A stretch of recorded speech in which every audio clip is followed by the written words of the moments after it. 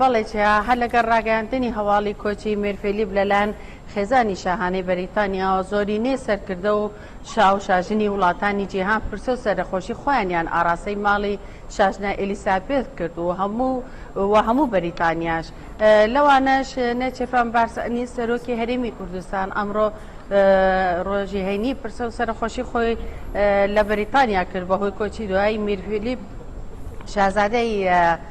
ئێدنبۆرگ و شازادەی بەریتانیا و ئەو هاسەری شاژنی بەریتانیا نێچیروان بەرزانی لە توی تێکتا وتی بە ناوی خەڵکی کوردستانەوە پرسە و سەرخۆشی خۆم و هاوخەمی خۆم بۆ خەڵکی شارشینی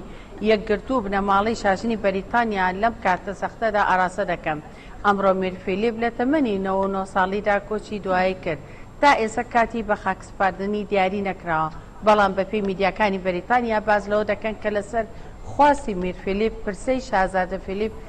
ڕسمی نابێت و تەرمەکەی لە قەڵای وینستۆر بە خاک دەستپێرێت و پرسەکەی لە کەنیسەی جۆرج دەبێت. شازادە فیلیپ نەیویست بە شێوەی دەوڵەتی بە خاک بەسپێرێ بەڵکو بە شێوەی شاهانەوە داوایان لە هاوڵاتیان کرد کە ئامادەی بە خاکسپاردنی نەبن بەهۆی ڕێکارەکانی ڤایرۆسی کۆرۆنا هەرچی چەندێک تا ئێستا بڕیان نەدراوە و لە ڕۆژی دووشەمی داهاتووە ڕێکارەکان ئاسانتر دەکرێتەوە، بەڵام لەگەڵ ئەوەشە داوا دەکەن لە هاوڵاتیان کە ئەو ڕۆژەی دیاری دەکرێت بۆ بە خاکسپاردنی مێرفیلیپ